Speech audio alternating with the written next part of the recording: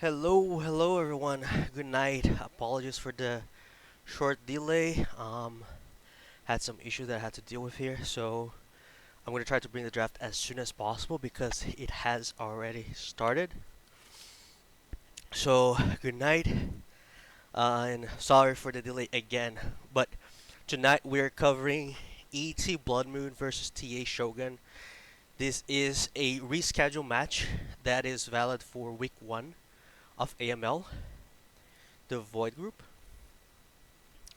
Um, Blood Moon is already guaranteed to be first place in case with either win or loss. And however, for Shogun, this actually is a really important match because they're currently in fourth place in the whole um, in the group.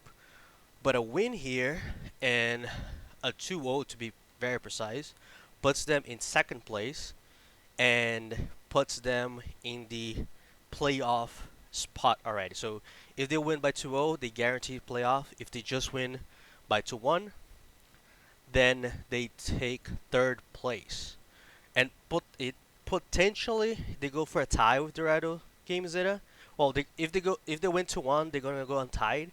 They're gonna go untied with Dorado Game Zeta, and it will depend on tiebreaker rules. But we can take a look at that a bit later. As we see here, we got Kindred, Jarvan, and Ivern Benz against Shogun, and Rel Viego and Gray's Benz against Blood Moon. Oh, so they targeted Alej. His in-game, it takes what it's mine. The jungler, very targeted here. And he's being targeted by pretty much the whole split from all the games for Blood Moon. So we see the Trundle, the first pick Trundle, a little. Not, I don't think Trundle is strong right now, but very interesting choice by the side of TA. And Blood Moon answers Zaya Wukong, um, and Shogun getting Zeri and Rakan, taking Rakan out of that Zaya. As we see here now, Blood Moon showing the Jace as they lock in Victor, a really power pick for Cactus. He's having really good plays on Victor. Um, so really interesting to see. I think this is one, two. It's his third play with Victor, so his third game on Victor in AML. For the side of TA, we see now Jim Cantor is the jungler for TA. He has a single game of Trundle in the league and doesn't have a lot of jungle Trundle bans against him. There's a lot of Ivern bans as we saw today. There's a lot of Poppy and Maokai as well. And a few Lilia and Nikos across the board. So we see Vex and Rumble bans, so mid and top. We see the Fiora ban from the side of Shogun. Luffy has shown one game with Fiora, but he has the Gwen Luffy has played a lot of Gwen, and he has done really beautifully. We saw a couple weeks ago, and interesting enough, Sevier, the top lane from Shogun, he has a lot of games on Jax, Renekton, and Cassante. So I'm interested to see if, since it's open, if he's gonna go for blind. Blood Moon showed the Jace again, but they go in with Trash instead, confirming that bot lane.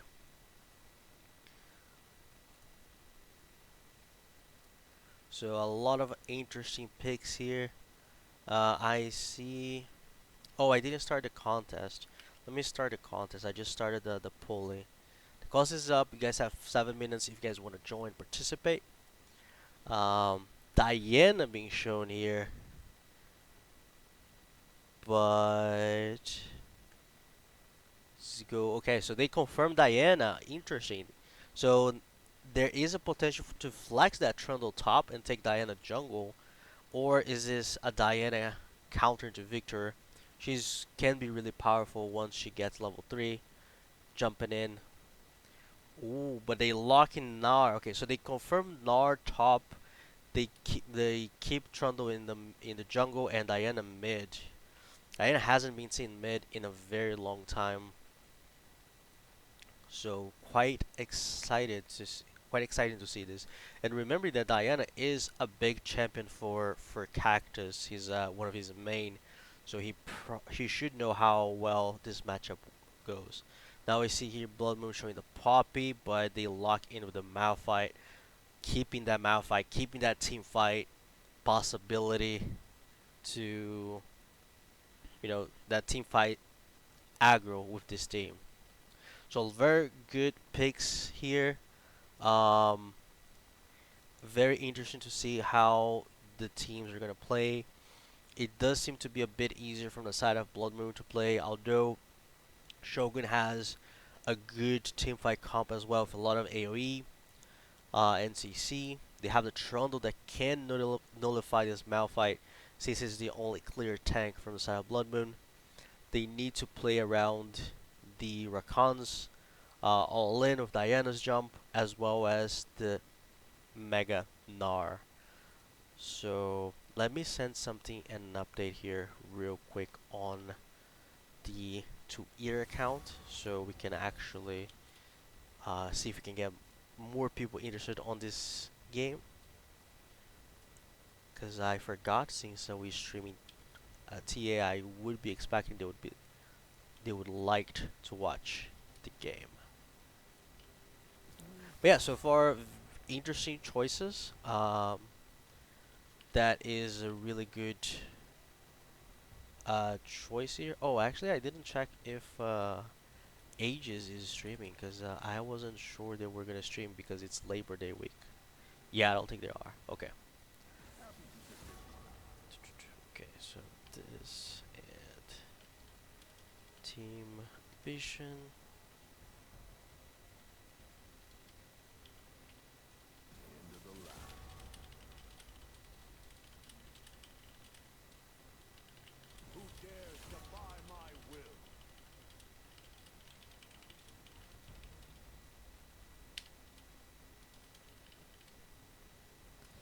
All right. So yeah, again, I definitely think this is not going to be an easy matchup by all means. The Shogun started the league on really high note, winning and convincing.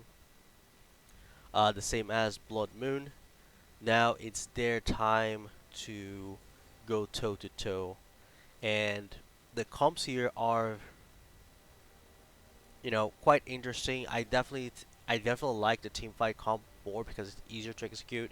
You know what you gotta do on the fights.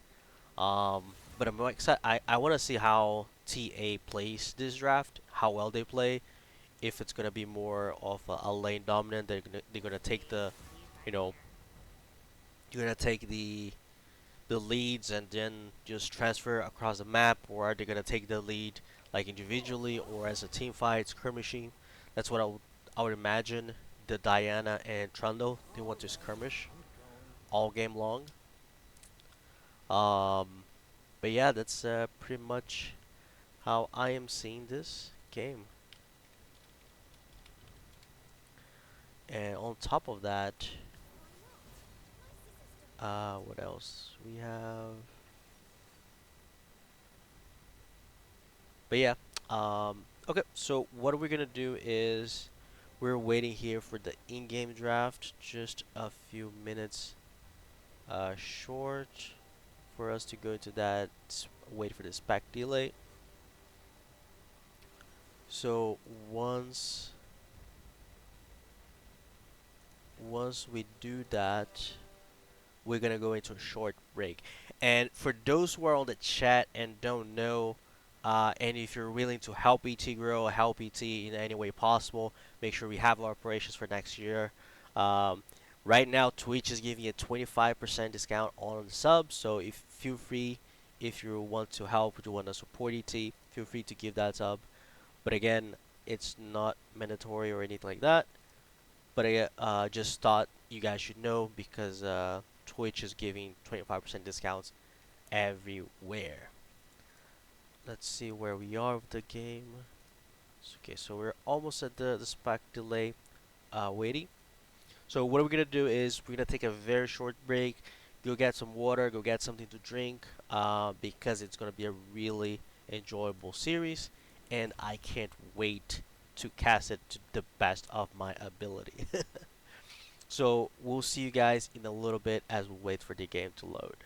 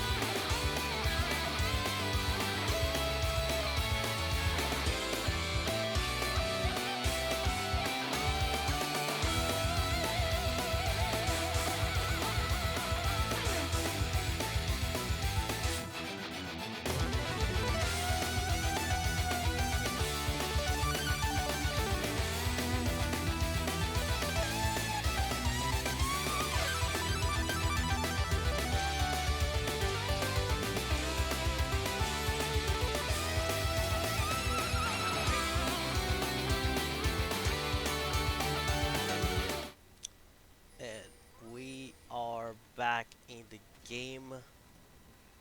Hopefully we won't have to deal with any sort of spec delay freezing. Um, in terms of runes, just two runes here that got my eyes on. Jim Cantor bringing the lethal tempo on Trundle instead of the PTA, and Elucidator's Light taking that phase rush to Diana. We see here Leo Fizzy on Severe, Jim Cantori and Severe. They try to get some vision there. They just pot the it takes with its mind, not letting them come through. Although Sprint Axe here now with Old Bow Jungles trying to get some vision, at least being a little far forward, but they allow Zeri to go from all the way from the bot lane and drop a ward on the blue, so they will know exactly where Wukong is coming from, where he's pathing. Now, I am thinking about this phase rush is Diana goes in full combo the what's called Cactus the Victor, and then she can get the proc and then just walk away without taking too much damage, too much auto attacks or anything like that. So that's my idea. So here, starting on the bot side, they spot both top and bot at the wave at the same time. So they don't know where. So Blood Moon doesn't know where Trundle starts per se. You can imagine he's starting in the red, but also you can imagine he's starting blue side because since they have Rakan, they have a good setup. And speaking of spec delay, we're gonna go for the first freeze of the game of the day. We gotta love it. I'm just gonna wait a few seconds, see if it's unfreezes. Alright, so we're back. Um, interesting choice here. The Trundle went from red, going straight to blue. Now my question is it gonna go red, blue, and then path down bot again? That would be very interesting. He doesn't farm, so he only farms these single camps quite fast, but the ones like wolves and golems, it's not the greatest. Also very interesting, it takes with its mind. I don't know if he spot the word that Elucidator dropped, or it was a communication that hey, they drop a ward here on Raptors. He just skipped that camp and went straight to bot, so to the bot side. It's straight to blue buff actually. And as we see, Trundle is also pathing. As we see, Lil Fizzy going to a heavy trade with Severe. Oh, okay, he got the W and he got the Q, but he did miss. He canceled the auto attack there. Uh, we see Severe with Thorn Sheet already potted. Lil Fizzy with 3 corruption pods already used, all of them. Elucidator comes in deep, takes a lot of damage. Jim Katori here again. Oh, they looked into the trash. The W comes in, Spritax gets exhausted, flashes away. Jim Katori went too far. He gets hooked, doesn't go under turret, takes a lot of damage. It takes his mind. His mind is here. Jim Katori is really low. Old Bojangles, and they drop. They don't continue to follow. I was expecting it takes what his mind to just flash and go in, but he doesn't. Uh, they're just gonna guarantee that Scuttle Crab in the bot side. Stream Guts taking a lot of damage from the Zaya. But yeah, that's a lot of fight here in the bot lane. It was one exhaust from the side of Stream Guts and Ghost and Flash from the side of the Blood Moon's bot lane. So one summoner for 2, but Old Bow's jungle has a 10 CS advantage at 4 minutes. And also massive 13 CS advantage in the top lane. Now Stream gets getting hooked, getting shot. Oh, it's gonna be first blood for Old Bojangles. He gets the Rakan's flash. They get rapid fire, Zarya's flash on rapid fire, but they managed to get that first blood really good on Zai on top of all things. So now they're crashing the bot wave. Trundle is getting Scuttle Crab on the top side. We see mid pressure here on the Victor on this Diana, but needs to be a bit careful. Oh, Diana misses her Q, but she is going to be able to freeze the wave, keeping Cactus under a very unfavored conditions. Trundle can just show up in a few seconds here, use the pillar, but Trash is here just to bail him out in case he needs to stay for just to crash that wave. But yeah, so far, ooh, severe drop gonna go in. Does a lot of damage on Luffy. Gets his full combo. Walk out. He gets level 6. Stream control is coming. Oh, Trash is on the. He's getting sandwiched here. He's gonna die. He flays away. He does not have flash. The kill goes to Stream Guts. The Rakan takes an important kill in this early game at 5 minutes instead of Diana or the Trundle getting that extra gold. They get the gold goes into Rakan. Now with that, TA is gonna get the first Drake. As we see here, they're gonna get the Chemtech Drake. Old Bojangles face checks at rapid fire, doing a lot of trade, a lot of damage. Rapid fire going to rapid fire. He went to the wrong way. Sprint X is back. He hooks Jim Couture. He dies. Diana goes in, her ulted away, but she is gonna drop. What was Cactus Flash? Oh my god, I don't know what was that. Old Bojangle now the 2v2 here in the middle of the jungle. Rapid fire walking the wrong way. He managed to fly through the they managed to fly through the wall. Is gonna get hooked by Sprint Axe, misses the hit. Now Cactus gets a kill, and with Tixer gets the other kill. Oh my god, what's happening? Oh, Severe goes into Lil Fizzy. He's level 6 too. He has the ult and flash. Oh, he flash. Oh, Lil Fizzy almost gets solo killed by Severe. He flashed and ulted. I thought he was gonna ult away to avoid that, and no, he didn't. He also flashed. Taking an important summoner there, that flash, it's gonna buy so much time here for a possible Herald fight at some point, but a lot happened. Severe jumps in again, trying to poke as Luffy's just TP'd back in lane. 3 kills on this Victor early. As we freeze for the second time on the night, I'm gonna keep counting, right? Come on. Can I see? Okay, so Victor has 61 stacks at 7 minutes. He's on a really good pace here to get the evolve. Now Severe is gonna go mega, but he's really low. He's like a little under 50%. Victor is like really soon he's gonna get his level up E, and once he gets it, he's gonna be really powerful. The poke damage is gonna be really high. The ability to shove away is gonna be massive, and Diana needs to be careful because she's not gonna be able to match the push whenever whenever Victor wants. But Victor needs to be careful because he's still in danger. Now, TA does not get the Drake. It's 822. We see here they might be trading. They might trade the Drake for Herald, as Blood Moon is, posturing to get vision on this Herald. They're pinging. They're going for it. While Sprint Axe is just making sure vision is always there in this bottom side of the river.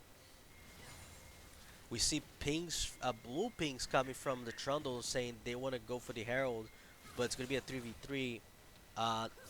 The Malphite's ult is going to be back soon. Cactus has ult. The Wukong does not have ult. Cactus is in a really awkward spot here. He doesn't have flash. He ults away. Diana jumps in, gets a massive ult. A 2-man ult. Gets 2 shutdowns, but that's a double kill on what takes his mind. Severe ults. Gets the kill, not yet. And now he gets the kill with the Ignite help from Stream Guts. Ult in by Little Fizzy. Sprint Axe gets there, the hook, gets another kill now on the Gnar, and the Rakan just walks away. At the end of the day, Herald for Blood Moon. They traded 1 kill, 2 kills for 3, and they continue to grow this gold lead almost at 3k right now. Oof, what a game so far. 11 kills in almost 10 minutes a game. Back and forth. Divine Sunder on the Wukong. Leandri's on Cactus. Oh, and Rapid Fire facing check Sprint Axe. He has to flash away on their turret, but he's going to be safe for now. But Diana managed to get a really good shutdown on the Victor. Spirit Axe gonna go for the hook, and Stream Guts just jumps away. And yes, Robbie, you are right. Let's go ET Blood Moon. Let's go ETBM. The guys are putting on a really good season so far. Really hyped to have Blood Moon here representing ET in AML. Now here, the Trash getting level 6, the mid lane, showing up, getting some deep vision. Also forced Diana to put a ward to the Raptors in case of possible dive. But Blood Moon has all the proactivity in this game so far. They're gonna secure easily the first Drake, as Diana has to catch the mid wave. Bot had to reset. Um, Now Sprintax gonna keep there, try to get some vision, some information about what's happening in the jungle, where is Trundle, and we see Cactus come on me over. Oh, but they're under vision. Okay, they get a vision, but they are also under vision. Stream Guts making sure that blue side is warded. Severe on Dinar is really low. He's a bit below 40. He gets a nice Q to drop blue Fizzy to like 45-40% health. So it's still pretty back and forth in that top lane. We might be seeing here some plays the bot. Oh, Euclidicator goes in. Oh, we get two fights. We get a skirmish in the bot and in the mid. Speedax hooks, gets a beautiful play, a beautiful ult. Stopwatch. Jim Cantor gets the kill on Trash. Old Bojangles gets the kill in the Trundle. Elucidator Light, he went in. We saw the phase rush. He managed to just walk away. Had more move speed than Cactus ultimate, and then he jumps back and does another, uses his own ultimate, but does not get too much damage there, and he has to go back. Now Herald in the bot lane is just way too much. They get the first charge, they get first turret at 12:25. They might not get a second charge here, but Old Bojangles has a lot of gold. He's sitting at 2,300 right now. He's sitting at 6,000 gold at the moment. That's nearly 2,100 more than the Zeri. Now Spredax hooks Jim Contori, tries to keep him engaged to see if Cactus can get, but he doesn't. So we see here the again Spredax putting himself in a really far position. He already used the stopwatch on a beautiful play in the bot side. We see the rotation. They're sending the Zion on the top side. We still have 1 minute and 4 plates on the top side. I don't know if they're gonna have enough time to get more plates. Streamguts trying here to. Oh, Streamguts, he ults the Victor. He doesn't drop. Ults from the Diana. Gets stopped on the gravity shield. He takes us money. Comes here. Oh, look at that damage with the Divine Thunder. He still has ult. He gets a kill with the Victor's E. What takes us money's ults, but doesn't get the Diana. Now he ults again, trying to get some. Oh, Sprint Axe, beautiful hook into Jim Cantora. He gets another kill on Cactus. He flashes, the Trundle flashes away. Now Lucidator is gonna give another kill. Oh, Sprint Axe, beautiful hook by Sprint Axe. He goes in and goes for the solo kill with Flay, showing why he is well known in this community, in the Master community. Nice solo kill there. Stream gets tried to stop. Cactus manages. Rapid Fire is going to be is under turret. Lil Fizzy flashed away from turret. He does have ult, but it's ult for well, not ult for ult. Rapid Fire used his ult, but was a little greedy, I would say, from Lil Fizzy trying. Like, I know he can dive, but oh, Lil Fizzy, he got slowed by the pillar, but he just ults away, and he is safe. Again, there's Blood Moon doing a lot of proactive stuff. They got pretty much all the objectives on the map. The Nars is just now almost taking that tier 1 mid. Loosely going in, a lot of damage on that Diana. Beautiful play here by Old Bojangles, ulting on uh, Diana's ult. Now Sprint Axe with nice play, misses the hook. Jim Couture is gonna drop to her Old Bo for it takes what his mind. Old Bojangles kills the Rakan for Rampage as Blood Moon goes for that Herald. Is just massive. The Diana is so far behind the Trundle, even with Ice. He went for Iceborne Gauntlet, and it's not enough to stop the damage coming in from Xayah. I'm not a Trundle player. I don't know how it works. If Trundle would be stronger going Divine, if it would be stronger going um what else you could have gone? Maybe the Trinity Force. Oh, Sprint Axe. Beautiful hook. Oh, so beautiful combination here. Laying the CC, laying the abilities. But I think Sprint Axe is going to pay the price. He was under award and he gives a shutdown to Jim Contour. That was a beautiful play here. Sprint Axe, like, he is getting his hooks on point. Probably on the 80 to 90 plus percent, you know, hitting that hook. So Blood Moon actually did not capitalize on the Herald. He takes such as Maya's look. He sees Jim Couture here. He sees the Rakan. Cactus did TP in the top lane. Now it looks like they're going to start with Xayah here pushing the bot lane. We see the Malphite walking towards mid.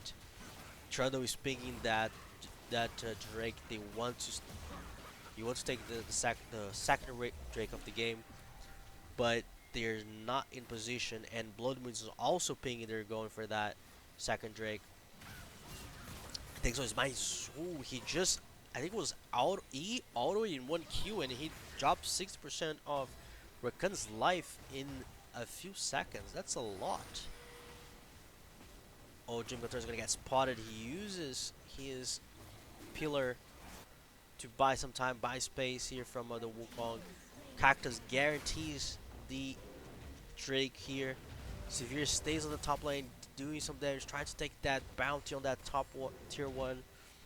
Uh, I believe was Sprint Axe who stole. Yeah, he steals the red buff from his own jungle, the Wukong. And the game is not looking that good for TA right now. It's almost a 10k gold lead. It's like 9.6, something like that. It's massive. The victory is 6-1.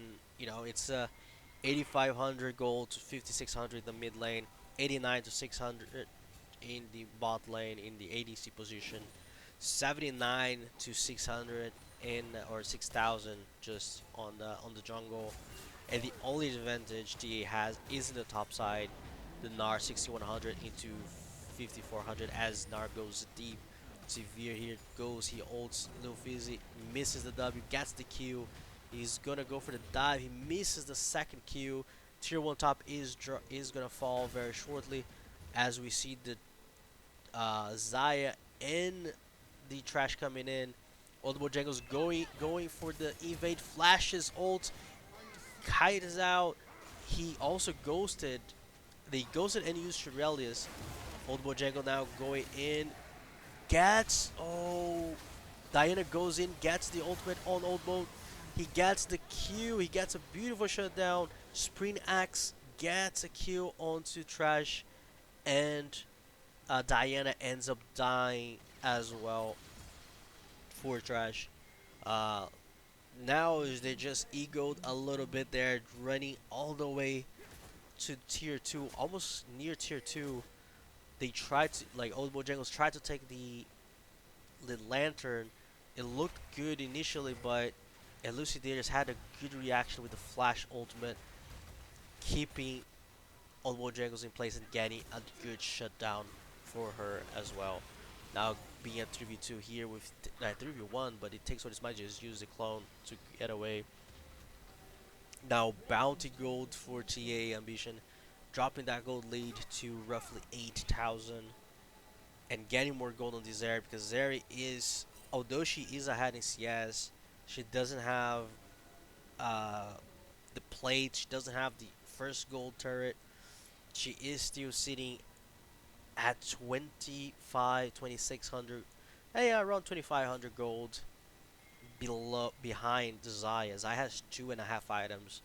Zeri just has 1.5, as she also needs to sell that coal at some point when she gets closer for that second item, most likely. Now, Blood Moon sitting nearly a little over 2 items for most of their champions. It's just the Malphite sitting on one, while none of TA has hit that 2 item power spike yet. So we're seeing here posturing for a Baron play in this top side, or at least getting vision. Sprintax uses Shurelius. He hooks the Rapid Fire, gets a good ultimate. Rapid Fire goes away. Kind of ults. It takes on its might, taking a lot of damage. He falls back. Sprintax, Old Bull Jango doing a lot of damage from the side there.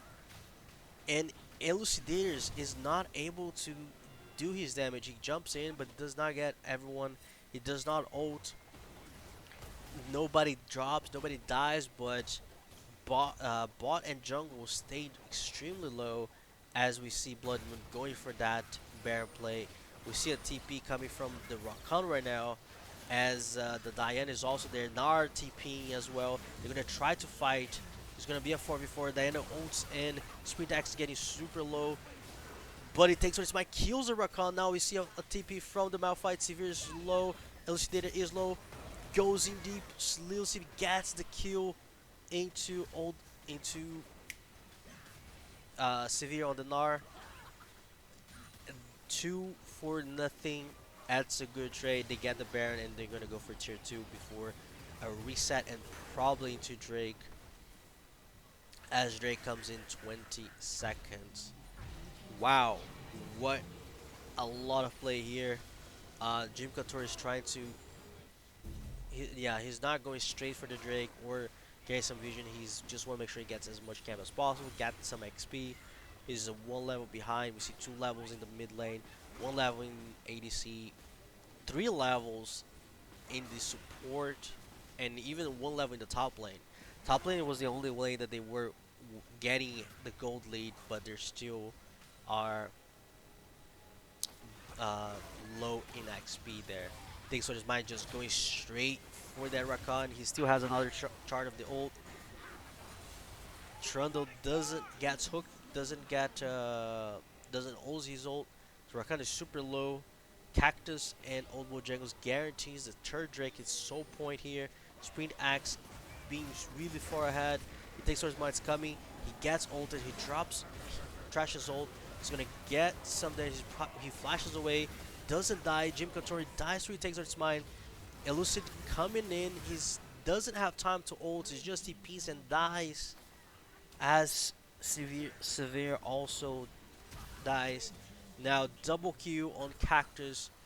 It could be the final push. I mean, there is a 20 seconds on most members.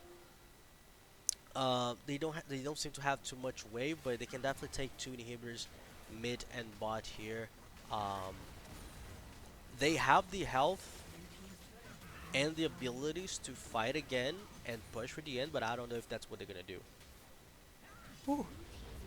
That's a lot here. Now Cactus looking at rapid fire using his E, Q, auto attack, ults. Cactus gets the lantern. He takes his by dodges the go. That's a lot happening.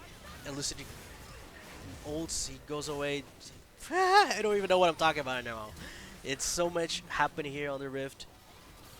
There's now Severe's gonna get it. Takes his mind. Menace ult him to the wall. Kills Old Bojangles doing a lot of damage. Rapid Fire tries to move it in. Cactus kills the Gnar. He Rapid Fire gets it shut down. Double kill for Cactus. Old Bojangle doing so much damage. He flashes, gets exhausted, kills Diana. He goes for Rakan. He goes for the end. Rakan misses the dodge. Old Bojangles gets a double kill. He is trying to push for the end. Malphite's keeping top. Trundle is alive again. Now, Old Bojangles uses his ghost, but he does not have a way. He doesn't have the abilities now to deal with Trundle. Malphite does not have ultimate as well, so they just fall back. It's a triple inhibitor. It's a almost now it's gonna drop to the first Nexus turret. It's 10 Qs to 30. That's a lot here happening on the Rift. 50k gold for Blood Moon and massive gold lead for the Zaya and the Victor. There's a yeah, that's a lot. I don't even want. I don't even want. I don't want to talk about it. Let's pretend we're not seeing this. Um, so Blood Moon coming in pretty strong on this game so far. Their mid to late game got really they spiked a lot, but they were winning pretty much across the board outside the top lane, which we'd expect the Gnar to win for the nature of the lane a little bit. At least he farm.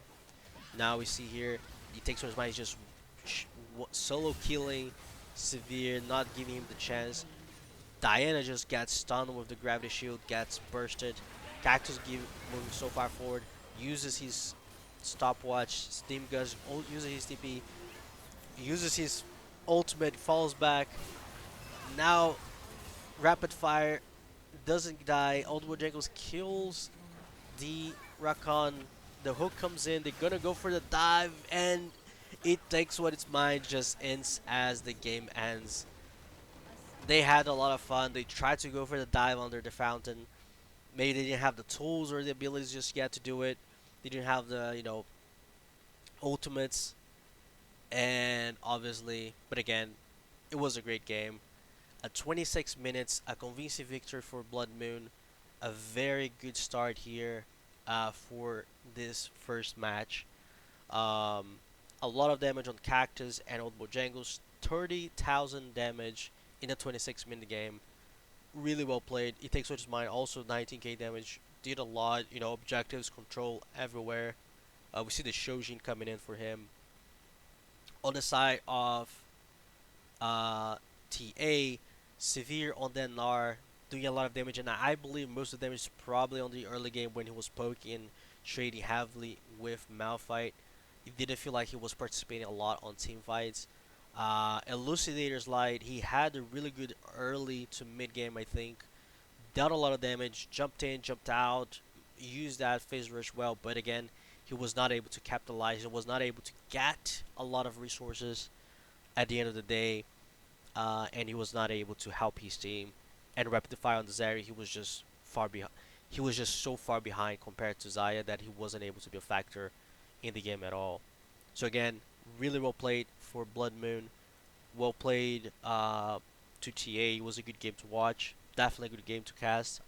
So what we'll do here is we're going to go to a short break because I know these guys are really fast in setting up drafts. So I'll give you guys a break. I'll give myself a break. And then we get ready for game 2.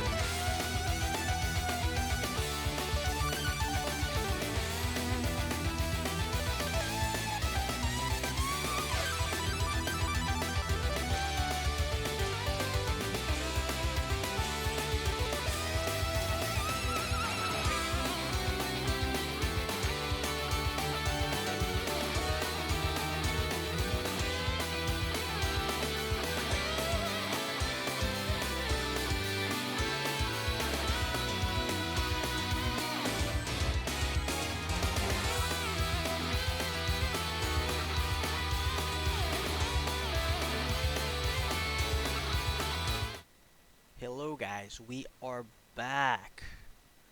The teams are almost ready for the game 2 draft. I'm just gonna confirm here as I'm gonna be fixing the screen. Shogun has asked for game for red side, so just give me a few minutes as I change here on the screen. The details, unfortunately, it has to be manual, but we will deal with that.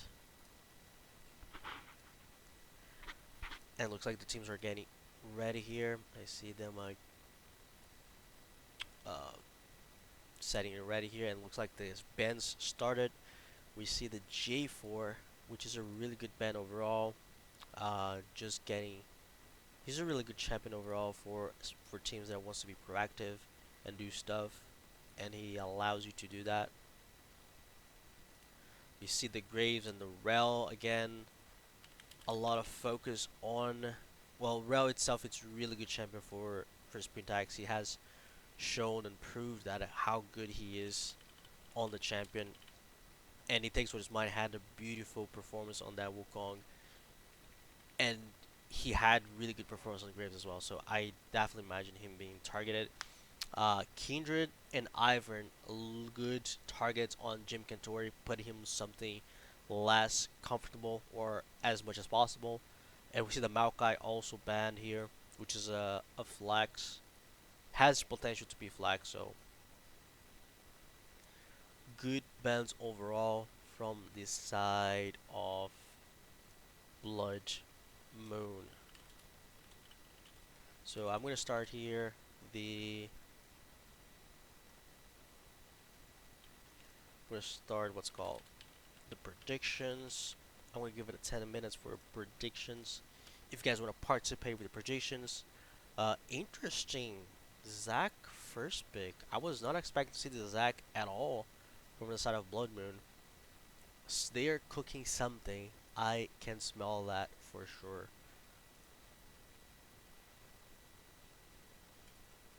And I'm also going to start a contest, and I'm going to give it 10 minutes. The contest, if you guys want to use the ET coins to bet. Create here. Okay, actually that's right. So if you guys want to use the coins, feel free. If you want to use the channel points, feel free. You can use what I did here. I'm going to use the command exclamation mark bet, and I'm going to go for ETBM for 100 ET coins or ETC. But interesting choices, Lilia and Zaya. They're taking Zaya from Old Bros, and Rapid Fire has played a lot of Zaya. He has played 1, 2, 3, 4, 5 times the Zaya. The Lilia has been played by Jim Katori at least twice in the league, so um, it's an interesting pick, bring a different vibe for the team. We see the Jin being picked up for Old Bojangles, and Nico with a possibility of being a flag. And Nico can be. I love Nico support. Oh, okay. It's a Diana. It's not a Nico. So just getting confirmation here on the lobby. It's not a Nico. It's a Diana. I would love to see a Nico, to be fair, but it is what it is. Um, the Diana on the Cactus. Cactus is a one-trick Diana player, so interesting. And the Vex being picked as a counter. I do think Vex is a really difficult champion to play in general, like against. She has a good range. She has, you know, pretty much self build with fear. She deals really well with melee champions, so I think it's really hard to play against. We see now Shogun doing Fiora. Uh, Blood Moon respecting the Olaf as a potential counter. So Shogun kept the Fiora and Gwen Benz, keeping a more how should I say this? keeping a more I don't know what I how I should say, like keeping the same bans as last time for second phase. Try to give Severe the most comfort as possible, and Shaco being the last ban from Blood Moon. I think that can be a little bit of a questionable. Um, I haven't seen. Well, I didn't look at the OP.gg for TA's player. I'm literally just going by the game logs that Aegis provides, and they haven't played um, Shaco for Gym Contour. But that said, Shogun picks Poppy, which is a good counter to Zac. It's a good champion overall, pretty strong champion overall. And the Irelia. The straight answer for Bloodmoon is Irelia, another champion that dashes and smack her face into the Poppy just like the Diana. So it's I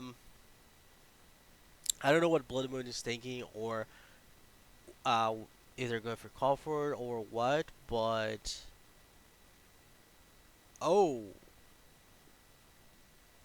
oh, okay, the kill. So that makes things even more interesting. So this is a Zac support. This is a definitely Zac support on Spring Axe. That's going to be Irelia mid in Cactus, and Littleface is gonna play the KO. So that's just changed so much the draft, and the last pick is the Garen for Severe.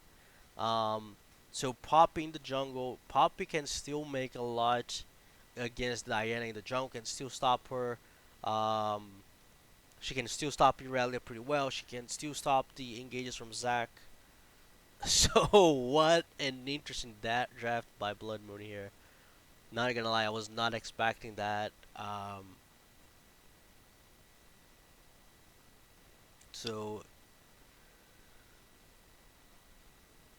really, really interesting to see how this will go. So the players are just getting ready here as we're gonna step into game one. Uh, but again, like it's just it's just different what Blood Moon is bringing. I don't know if they're trying to test something out, if they're going to go for a more for fun, but it's just it's just really different on how on what to expect.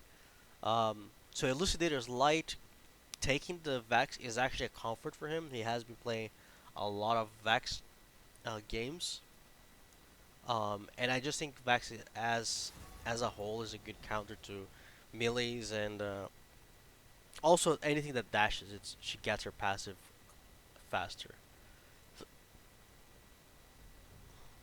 Oh, excuse me, I'm having some back and forth here. But yeah, in this game, I still think I like.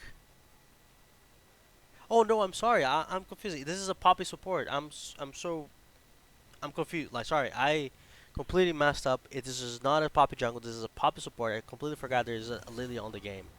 I forgot Lily was the first champion TA Shogun has picked.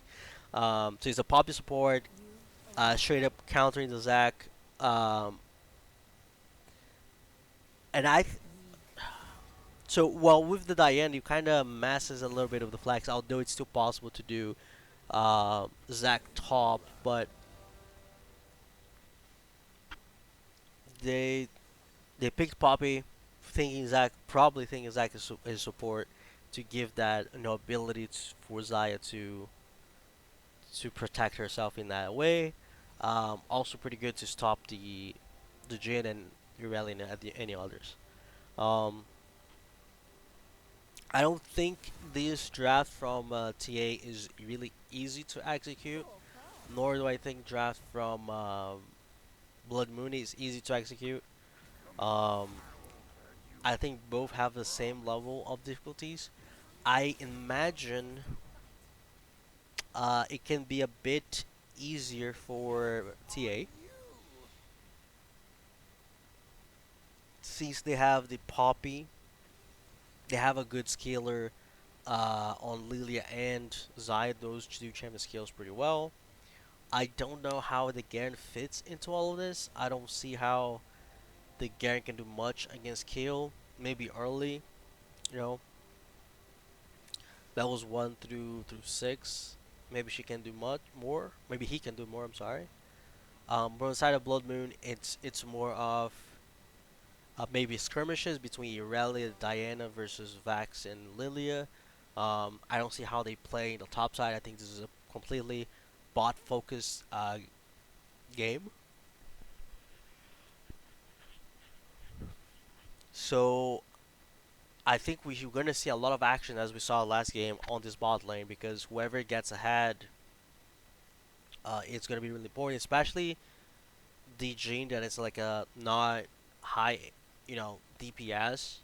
He doesn't have the same tax. He can't have the same attack speed that Zai's gonna bring, but he can bring a lot of damage as he auto attacks, right? And all DPS is gonna be on the Irelia, is gonna be on Kale as these two champion skills. But again, there's a lot to happen. Really excited for this game. Draft that I haven't seen in a while, especially competitively. So I'm really excited to see how this goes. We're gonna okay, so ad already we use, so I won't be able to run an ad here. So what we'll do is we're gonna go into a very short break, and when we come back, we're gonna come back straight for game two. So stay tuned. We'll be right back with some awesome action between ET Blood Moon and TA Shogun.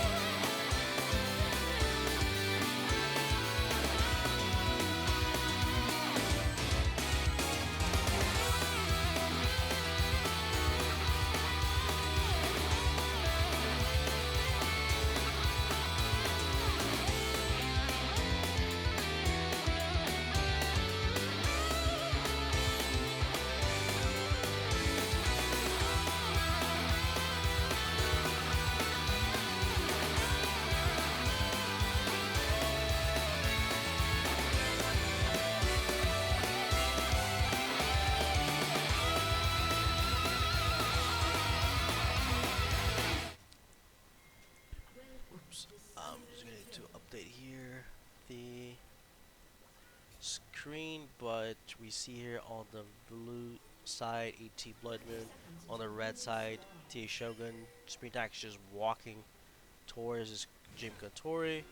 We see the Garen coming over to do some damage. He gets a hit on Sprint Axe, but that's about it.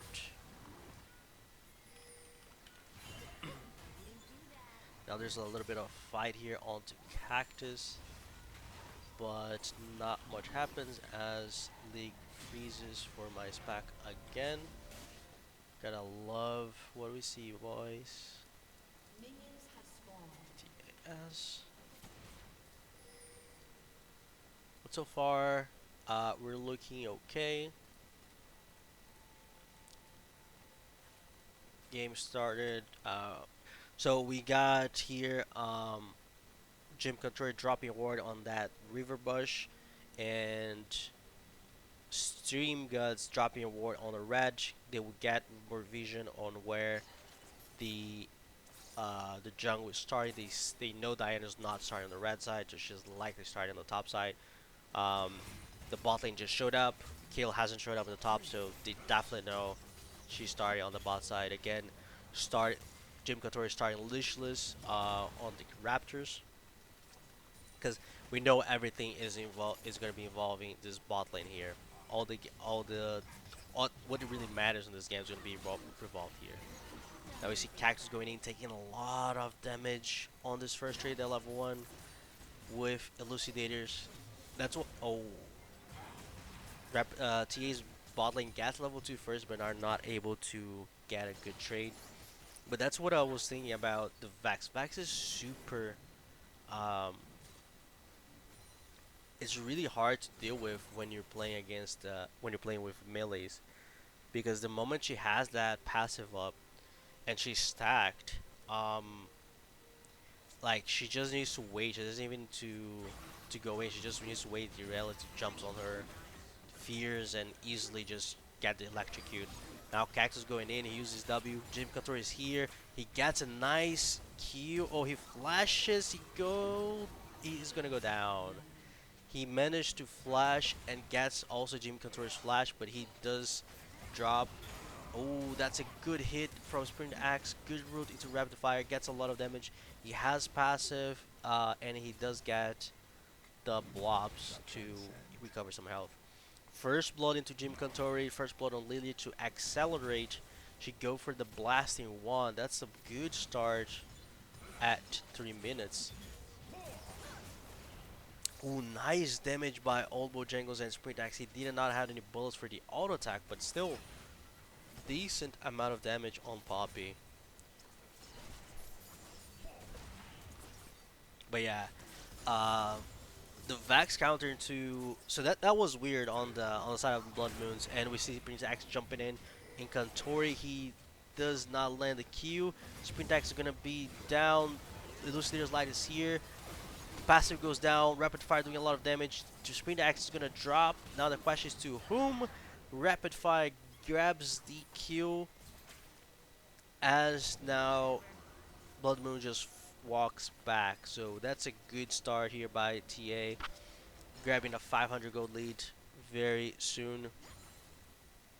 But yeah, going back to the point, like they most likely picked the Vax thinking it's a Diana mid, because Cactus does play a lot of Diana, and they probably did their homework and realized that.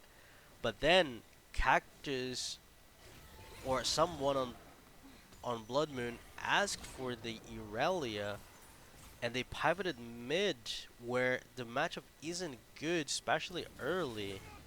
She still managed to get CS, but he's paying a lot of health, and he doesn't have the ability to support. It takes what's mine. He gets level 4. Now Elucidator is here. He's gonna get Flea. He's gonna go down most likely, because yeah, Stream Guts here, Severe is here. So there's nothing he can do, and now Stream Guts trying to get close here to force Cactus to take the long way out. So again, it's just like that Irelia pick in the mid lane was really not good. I don't know if they were trying to pivot it into top, but it just looks not really good. Now Cactus managed to get the Q in, gets stunned, gets a lot of damage. The Q is going to get solo Q, almost flashes in, gets the auto. He gets a solo Q and it's a disaster for ET. The Lily's invading Diana, he's invading One Takes Might, he gets the Grump, but Jim Contor is here, he has pressure mid and top, but there's nothing Texas Mike can do. He's under turret, he just got level 6, getting a lot of pressure on the side of ET with a good early game by ETA.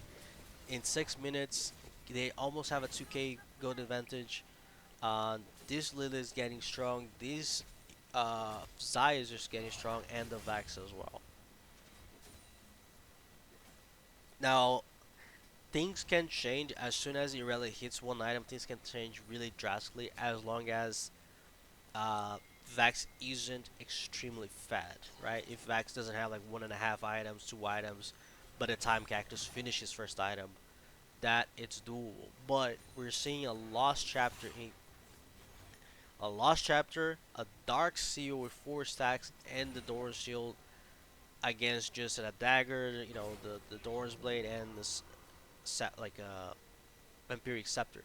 So he's really far behind, and we can see it's almost 1,000 gold advantage. It's like almost it's between, yeah, it's 760 gold difference. So it's a lot of difference here. The stats on this Vax is absurd, and now with level 6, with 3 points on Q, that Q is doing a lot of damage. Um, so yeah, that's a very interesting game here. How, if any way, that Blood Moon can actually comes back in the game, which is going to be extremely hard. Now Cactus going in again. He uses the Q, dashes in, takes a lot of damage, gets his passive, gets the stack, ults. He's gonna go for the all-in into Lucidators. He managed to go in. He gets the solo Q on the level 6. Really well played. Jim Couture is level 6. He ults. Stream Guts is here. Cactus is going to drop. Jim Couture gets the Q, gets the wave. And the Lilia is getting stronger and stronger. But nice solo Q by Cactus. I wasn't expecting him to be able to get that kill, but he managed to do it. Now we see, since both mid laners dropped, both do not have TP. Now Sprintax is getting caught here, getting ignited. He does not have. He dies really fast as he does not have passive. They inverted. Severe's in the bot lane. He gets a first plate for himself. Zai's on the top side. As TA did a very good rotation to secure that Herald, as the kill has to deal with the bot lane here, and most likely they will be able to get a couple plates here on the top side. And pairing that Jhin with Garen is not really good because he's not gonna get. He might not. He might be. You know, he might be run down, but he has a ghost if he needs to. Luffy's here avoiding a little bit. Sprint Axe is in the vicinity. Rapid Fire is a little low. He does have both summoners and ultimate. Yeah, Robbie, let's go. ET Blood Moon. Luffy goes in, flashes in, gets the ult. He's going to be able to use his E-backs. Oh, nice pull by the feathers. Kantor misses the flash Q. He's gonna be able. He Smite Sprint Axe. He gets the hit finally. Stream Guts goes in, gets the Q onto Luffy. Cactus coming over, but he stops. Now Bojango's getting run over by Severe, gets some hit, he ghosts it, and that's it. So it was a good attempt initially. Lil Fizzy just used his flash for both summoners on the bot on the AD carry, plus the ultimate.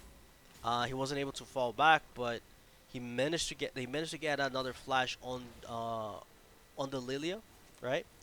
So that overall is pretty. That is good for a possible next fight, but they need to be able to use, you know, that lack of summoners to capitalize. Now Vex is still being top to catch the wave, but she's not gonna have So Vax is not gonna have the ability to TP bot, so she needs to push the wave, reset, and go. They might have time because it doesn't look like Blood Moon is trying to set up for that objective. We do see Sprint Axe trying to clear some wards, get some vision, but that's about it.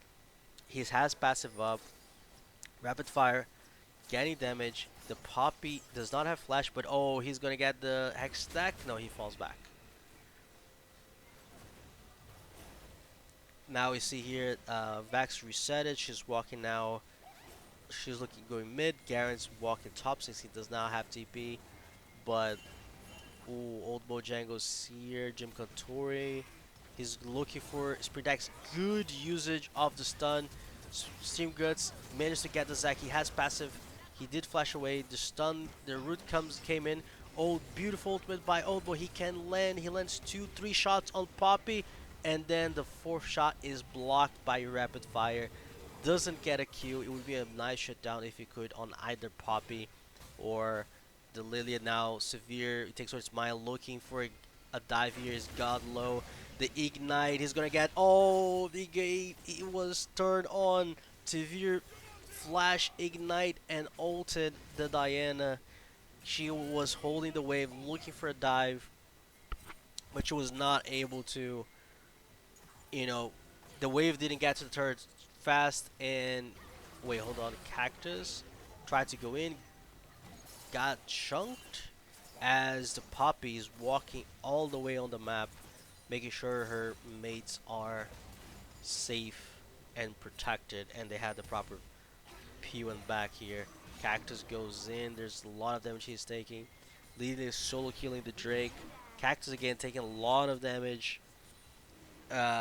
Spring Axe is on the top side. Cactus is resetting. That's the first Drake. That's a really, you know, slow Drake. First Drake at 12 minutes. We're gonna have a pretty late. Uh, and oh, Jinx getting caught here. He had to flash the Poppy.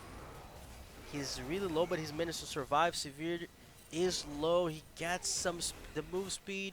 He's gonna walk away, and nothing that ET can do here. And more plates for rapid fire with the Herald usage. 4 plates on this Zai, I believe. Not 4, maybe 2 or 3. Oh, the flash. The flash Q didn't work. He's gonna go to sleep. Double sleep. Oh, that's just beautiful by TA. They get the double sleep. They get the Vax ultimate, and they get another Q onto rapid fire. ET coming with a really questionable draft, maybe egoing just a little bit, and TA is making them pay for it with a 5k gold lead at 13 minutes and 40 seconds. Whew. Again, another game that has a lot of kills and a lot of actions on the map.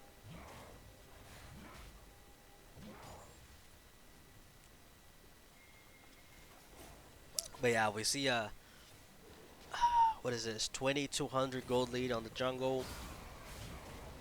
We got a 1400 gold lead in the mid lane, a 1200 gold lead in the bot lane, 1000 gold lead in the support position, and the only lead the ET has is in the top lane, which is around 600 gold since the kill did farm pretty well, as the Garen rotated to make sure that the team was able to capitalize on the objectives of the map. So he gladly took his just 120 farm, which is pretty good in 14 minutes. Don't get me wrong.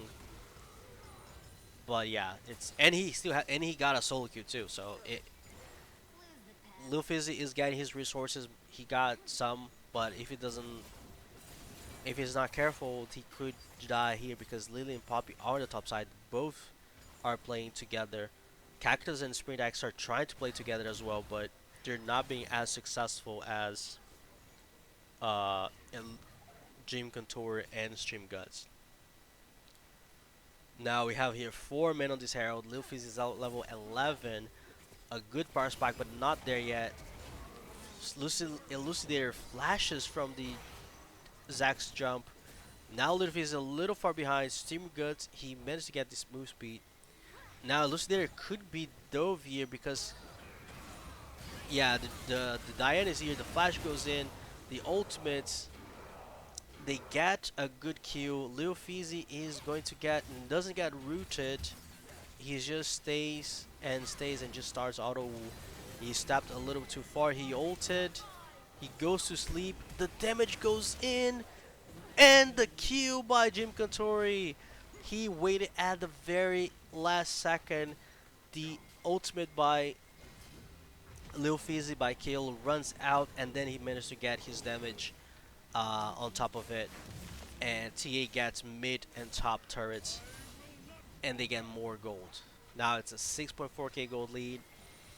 That's a lot of gold. Lilia is really far. Oh, Cactus stopped. Stream Guts back. The Ignite came. The shutdown goes to Zack. Severe is gonna get caught. I don't think Speedax has Q. He does not. So Severe just Qs away, gets the move speed, and walks away. But the shutdown goes to Zack. Not really who you want that shutdown, but it's a shutdown nonetheless. More gold to ET as Cactus and the team are being here on the top side. They won that tier 1 turret. Um, but again, ET is Blood Moon, and they're scaling with the kill. They're scaling. Oh, the ultimate from Vex goes in. He gets a lot of damage on Lil Fizzy, but it's not enough to shut her down, to kill her with one shot. Um, that's a one important CD down from the side of TA. I don't think Blood Moon is positioning themselves to fight for this second Drake. I mean, it is just the second Drake. The soul is gonna come in really late, so they don't have to fight necessarily. They're looking for a pick on this Garam, but I don't think they have the damage. I don't think it takes what its mind has the damage with Sprint Axe or the CC to deal with the Garen. Jim Cantori uses Herald mid. We see here Streamgut's positioning and Rapid Fire looking. Cactus is going forward. He's going to be on a 2v1 here with Jim Cantori. The ultimate goes in. He's going to get stopped. He gets a lot of damage. The ultimate comes in for Cactus. He's doing a lot of damage. He gets stopped by Poppy, but he's just doing a lot. He's trying his best as he's going for Wit's End for second. We see here mid lane tier 2 drops. Luffy's gonna get caught here by Steam Guts. Gets a little damage. They're gonna guarantee the second Drake. Luffy's is in the bot lane trying to take the damage. He takes us to my and the Old Bulls Jangles. They're here taking the tier 1 top with the bounty. Now the early ultimate by Luffy. He's gonna get destroyed here by a 3-man dive with Poppy and the Lilia. Lilia's still finishing the Leandries. There's nothing much he can do there. Sprint Axe going deep. Cactus on the back line. He gets the ultimate by Rapid Fire. He still has to pull the feathers. Old Bojan gets killed. Cactus gets a shutdown onto the Zaya. He's doing a lot of damage, but I think it's not going to be enough. He tries to kill Zin, but doesn't have enough. He misses the E. There's no mana on the Vax. Sprint Axe goes in again. He does not have his passive. Flash Q by It Takes His Mind. He gets the reset. He gets the Q. Now the Pop is here. He's going to get stunned. The ultimate drops. He looks in the contour. He goes to sleep. He's taking a lot of damage. Sprint Axe goes in to die with him as well. Ooh, there is nothing much they can do here. The Diane does not have the explosive power yet. She's 141, 130 CS. Not looking pretty good for the takes what is mine. Cactus tried to he got a good shutdown. He is probably your only win condition. The Jinx is going. He went for Storm Razor and going now for, I believe what it is, Lord Dominic's. Now TA's positioned themselves to go for Baron. The Lily extremely strong. 2 items, 10 stacks on the Magi's. Vax is extremely strong. After Luden, she's going straight for Death Cap. ET, Blood Moon is looking to contest. They're looking to fight. Cactus is here in the top. The Baron is dropping really fast. The Baron drops, and now TA is kind of looking like they want to invade. No, they're just gonna go for the tops here. ET, Blood Moon also they fall back after taking their camps. Try to buy as much time as possible. Spring Tax goes into Elucidator. The ultimate for Jin comes in. Elucidator flashes away. Gets 2 hits but doesn't do much damage. Elucidator gets a lot damage from Jinx. Now he takes what is might getting a lot of damage from Severe. It's a 4v2 here on the top side. They're gonna take Inhibitor likely as Cactus coming over trying to do something. The ultimate comes in first in Guts. Ultimate goes into Luffy's the ulted the Diana that didn't go in. The TP coming in by the Vex. Cactus taking a lot of damage. Gets the fear. He goes down. TA is gonna push here with the Baron on a 4v3. We're gonna push for the end of the game. Taking the first tier 2, the tier 4 turret. He takes what's mine. Gets killed by Garen's execute.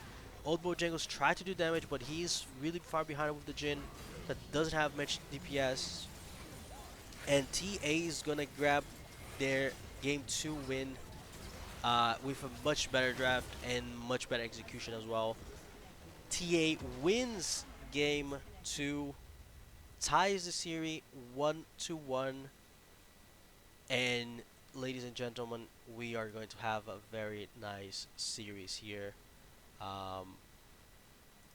to watch. So just hold on a few minutes. Let me bring here the stats here for this match. So here we see a lot of damage coming from the Lydia 17k, a lot of damage from Elucidator's Light on the Vax, 14k damage. It felt like what's called Rapid Fire was doing a lot of damage, but they didn't fight much. It's a 21-minute game, 22, almost 22. This is Stomp from TA. The only ones that were fighting a lot were the Lily and the Vax and Cactus. That's why, I mean, he's tagged 30,000. But as we see, the Kill didn't do much. Diana didn't do much. The Jean didn't do anything. So, really unfortunate draft here from the side of EG. But we are going to go to the short break so we can catch game 3, because it's going to be a really good game 3 where I would expect both teams to come top notch to get that win. So we'll be right back as we prepare for game 3.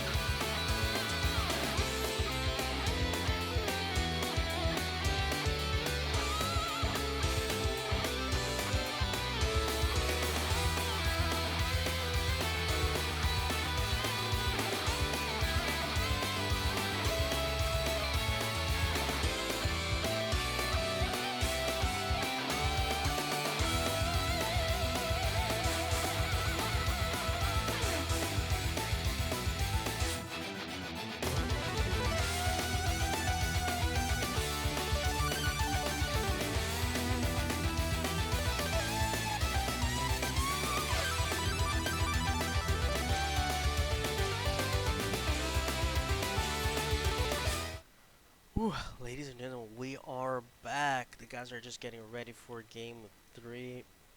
Um, so TA chose blue side. So just give me a second so I can update everything again. But Shogun is gonna be on the blue side for game 3, and Blood Moon's gonna be on the red side for game 3. So definitely a good game by TA.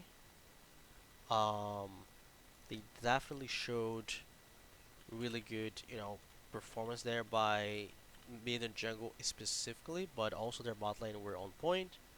The Poppy pick was superb and did so much, and um, Stream Gus was able to run the map as he see fit because he was everywhere. He was doing a lot, so really well played for him. I do believe he was one of the best players on that game, making sure that his team had, you know, Peel and everyone there playing with, make sure that he was there for every gank, every counter gank, and he did really really well.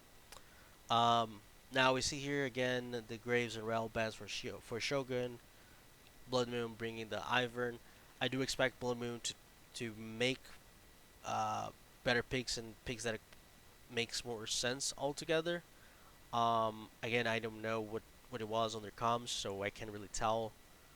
But it kind of felt like a little bit of a eagle picks here and there, trying to see if they would snowball the game. But let's see how things will shape out. We see J4 and Ivern standard ban so far. Um, the Zaya now making Shogun making sure that they're not gonna prio the Zaya, but they don't wanna old bow jangles to pick it either. So I'm interested to see what's gonna be Blood Moon's third ban. Okay, so they keep the Kindred out of the game. And they pivoting the Lilia again on the first pick, straight insta-lock. They really enjoyed playing that Lilia. It was definitely a difference maker, but I do believe the Lily itself wasn't the strongest point. It was mainly what Blood Moon pretty much picked that I felt like it didn't work. Now we're seeing the Viego from what it takes with its mind. He locks in the Viego in the jungle to fight this Lilia.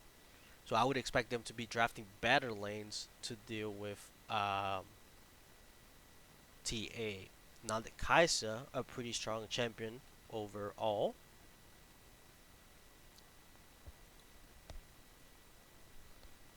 Ow.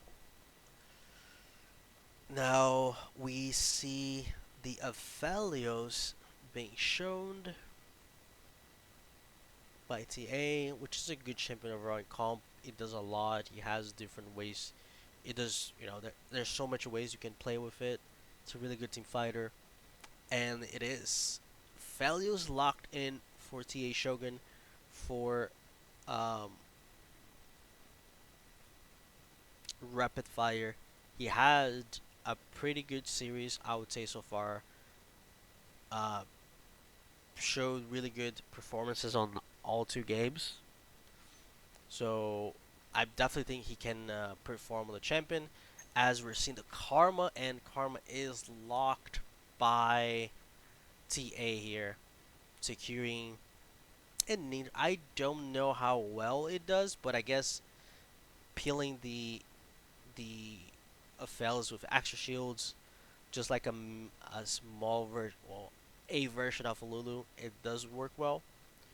Um, and Luffy going for the Fiora blind pick straight away on R3, and then they're gonna just drop the ban on Poppy, and they're probably gonna look to ban something else on the top as well to give him a more safe to keep Fiora as a safer blind, but quite you know quite interesting to see the fact that they picked the top lane here, but TA now is just targeting the trash, and we see Jax as I would be thinking as a counter, taking that Jax out. But again, it's super weird to have a R3 Fiora. So they could be thinking for an R5 probably in the mid lane. Now the Stylus ban kind of tells me that they're going to pick something with a really good ultimate for maybe a team fight. So I kind of expect something like an Ornn and Malphite. Um, Maybe Swain is something along these lines for the side of TA. But let's see what Blood Moon takes on Art 4 here.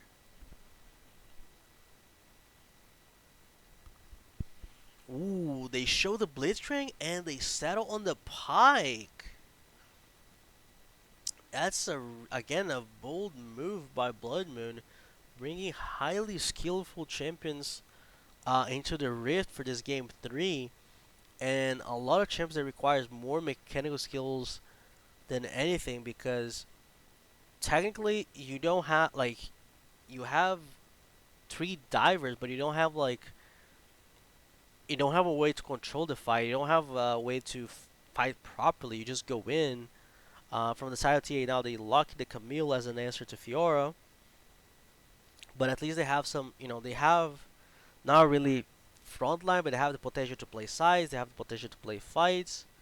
They can isolate somebody with Camille's ult. Now they're showing the Lissandra, also being able to stop that Viego with the Lissandra's ult.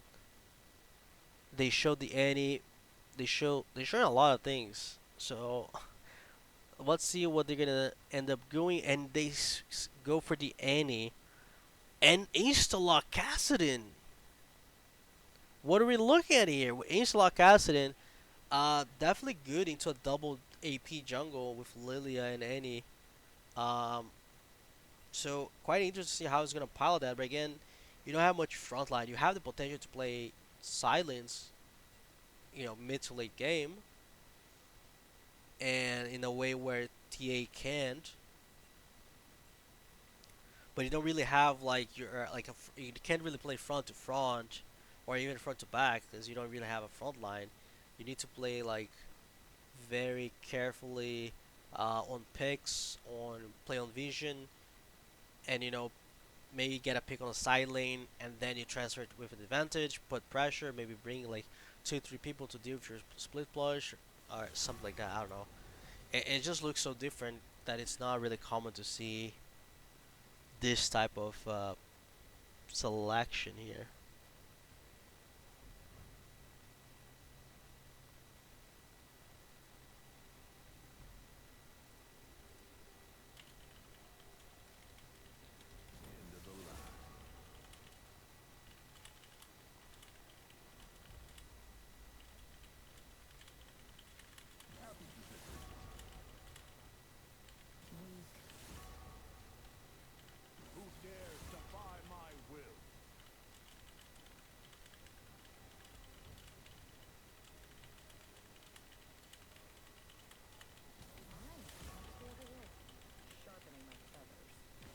So interesting. Again, I think both comps are actually pretty similar in a way. Not exactly the same style, obviously, but similar a little bit. Although TA has some potential to team fight, they don't really have like a front line. You have Lilia just gonna be running around doing stuff, but it's essentially pick.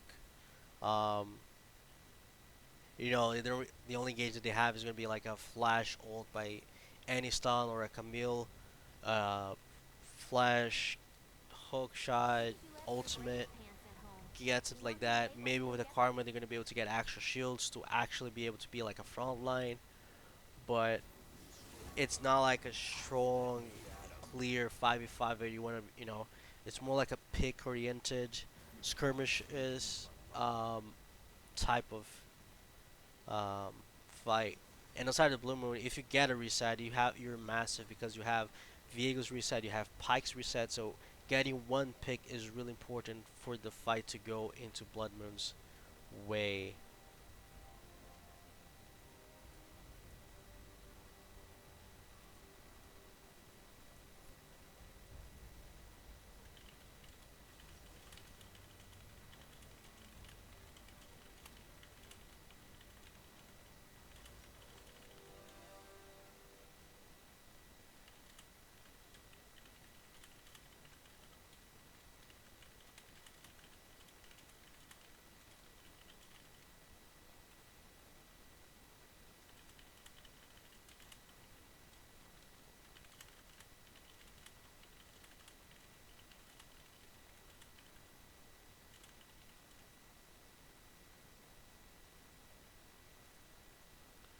So we're gonna go into a very short break, as we wait for the game to come up, and then we're gonna go to the last game of this series, which is gonna be a hell of a banger. So stay tuned, and we'll be right back.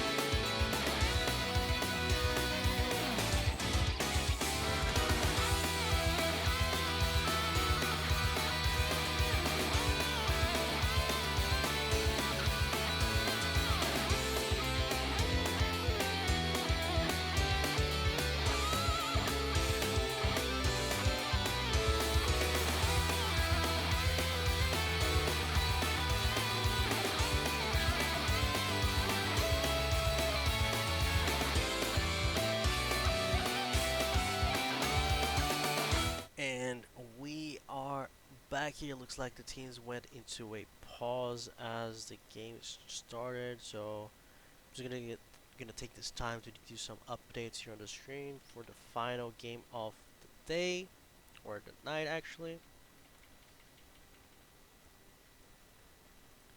So here we got ourselves into a 1-1 between Team Ambition Shogun versus 18 Blood Moon. So we are back in the game. Oops. as we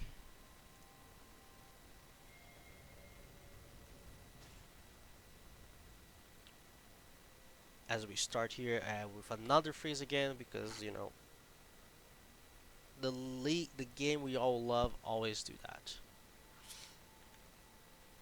Now, um, interesting now. Okay, so severe comes with grasp and ignite. First strike on Lucidator's light. We see, oh, Spring Axe, the flash Q misses by a hair, going really deep with that. Trying to abuse that possible invade as they were going in the mid lane. Now we're seeing pretty much a 5 point from the side of TA as we freeze again. I didn't see the Lily dropping any wards on the map, but she did trade it for oracles. Um, uh, we see a ward by the Kai sold Bojangles in the tri-bush at the bottom lane, as Sprint Axe is awaiting there. He's just gonna walk away now. Um, Lily is gonna start on Raptors. Bot lane is gonna do a fake leash again, and Blood Moon is not gonna do a fake leash on the top lane, but not in the bot lane. So they're pretty much saying you won't know where my jungler's starting this time around. Now let's see how this is. Oh, and just realized Luffy is also playing with Grasp, so it's a Grasp play here in the top side. Cactus is playing with the hook goes in by Sprint Axe. It gets a lot of damage with that Hell of Blades. I forgot the name of Cactus rune here. Can I see it? Fleet Footwork. Yeah, Fleet Footwork and Lethal Tempo on Old Bojangles. Probably going for more. I'm wondering if he's going to go for the AD build or the AP build, even with Lethal. So there's a lot here to happen. Again, the stakes of this game is pretty much on the side of TA. If T now, since TA lost game 1, they can only win the series by 2-1. This is gonna put them on a tiebreaker versus Dorado Gaming Zeta. That's gonna be a tiebreaker for second place. Actually, no, I'm sorry. It's gonna be a dude. I keep forgetting. Oops. I keep forgetting. It's a tiebreaker for. 1 second. Yes, it's a tiebreaker with Dorado Gaming Zeta. Both teams are gonna have 11-6 if TA wins here this game. And then depending on whatever the tiebreaker, they might get second place, they might be third place. Now he thinks what his mind going here. Rapid Fire is gonna get stunned. He got hooked, got stunned, lost both summoners, and huge first blood for Old Bojangles. Huge play here. On the bounce of the wave, but it looks like Blood Moon's bot's gonna push. Stream Guts is gonna get hooked. He's gonna get. Oh, he's gonna get. It's gonna be a double kill for Old Bojangles. Stream Guts tried, and Cactus here is in a really awkward split, but he takes over his mind. It's here. He flashed away, but he's safe. The wave's gonna bounce. It's not gonna stay frozen in the mid lane, so he's gonna have that. But 2 kills for Old Bojangles on the bounce of the wave. That's all that you wanna have. Diofelis did get a cold, so he's gonna skill nicely there. And we see here there's a. So TA knows he's here. Oh, Sprint Axe going in again. He misses the hook. He doesn't use his dash. He goes invisible. He's got a lot of damage. He's gonna drop Stream Guts. I think he's. Oh, I can't see it now. Yeah, I think I think he was on CD. We couldn't see early, but I might be on CD. Now this is bad. This is gonna be a 4-man dive into Old Bojangles that's worth 150 gold. There's no ult on Jim. He flashes in. Oh, he takes first Mike gets the kill. The shutdown goes to Elucidators. He loses a lot of wave. Old Bojang loses a lot of wave. He uses flash and cleans. They managed to trade 1 for 1 at least, but that's a good shutdown for Annie. Getting a little hat on the Cassidon. And the massive XP loss there for Old Bows.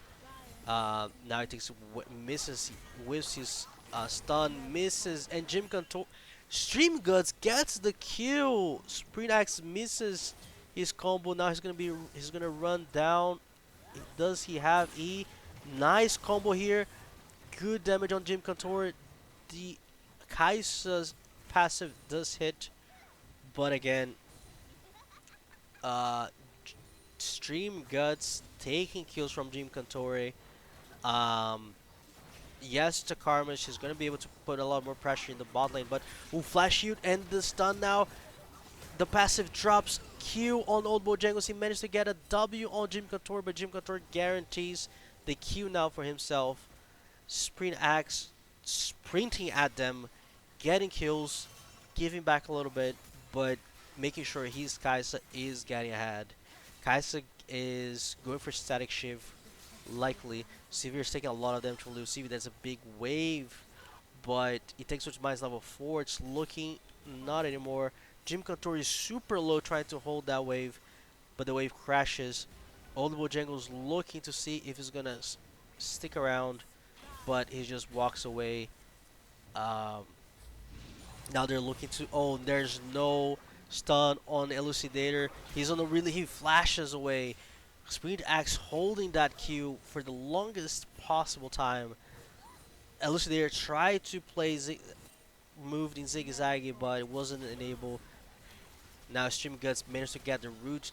Takes a lot of damage. Isolated Q damage. Plus W. Sprint Axe is here. Cactus coming at level 6. They do have a ward in the Tribush. Now let's see what's. Oh, he uses the dash forwards. Rapid fire went in. He gives him up to try to get a something back. Maybe CS, maybe some damage. He knew he was dead. There's no flash. The Fellows is going down. The Fellows having a really hard time. 33 CS, 04. Luffy goes in. Gets. Oh, he ultimates the Severe. He gets nice flash to stop. The parry goes. He gets the solo Q. Old Bojang is gonna drop in a shutdown for Jim Kentore. Back and forth between bot and top. Beautiful play by Lil Physic. He came with Ignite. So he's gonna be straight up staying in the side lanes possibly to fight the Camille. He flashed a hook shot to avoid Camille to drop.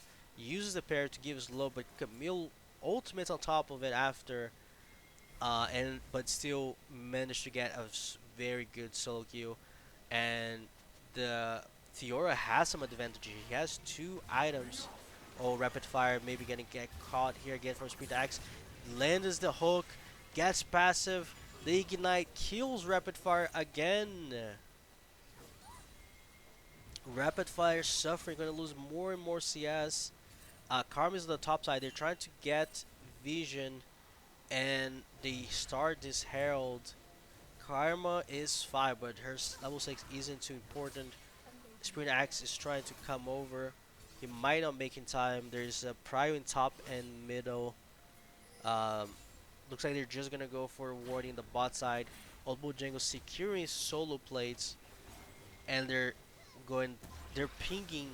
So ET Blood Moon is pinging the Drake as Fiora sees now 3 men top. The Karma, the Lilia, and oh, Sprint Axe, beautiful hook. The ultimate goes in, the E and a Q. Lil Fizzy, he gets a 1 kill on the Karma. He's gonna drop double kill. Lil Fizzy double kill on the dive top. What was that incredible play by Lil Fizzy? They go for 3 men. The Karma tanks 2-3 shots, goes down. Then Camille afterwards goes down. That's a huge blunder by TA. And things are looking really good for Blood Moon for this game. Bot is so far ahead. 6 deaths on the Aphelios. 2200 gold separates um, the bot lanes, the ADCs. Karma has more gold than the Pike, but he has a shutdown. He's not weak, and he goes again. He hooks. He has a double hook now. Steam Gut's gonna get caught on top of it. Sprint Axe goes into killing spree, killing the Aphelios for the 7th time in 10 minutes. This guy does not have a break. Now, Old Bojangles is going to let all that CS to die to the turret before HC claims tier 1 bot lane and extra gold on this Kaisa. And if your finishes Trinity Force, doesn't go Divine Sun, it goes Trinity Force, does a lot of damage, uses parries already. Jim Kator is here. Severe takes a lot of damage. Solo Qs. Leo Fizzy solo Qs does so much damage. He's gonna go for the dive. He's gonna get the double kill on Jim Katori. Lil Fizzy showing who's the boss in the top lane. 20, almost 20 CS ahead. He gets 3 plates against 1. Jim Katori has the Herald, but that Herald he's gonna be able to use now, but it's not gonna be optimal. He has to use, otherwise is going to stop. Wait, I think.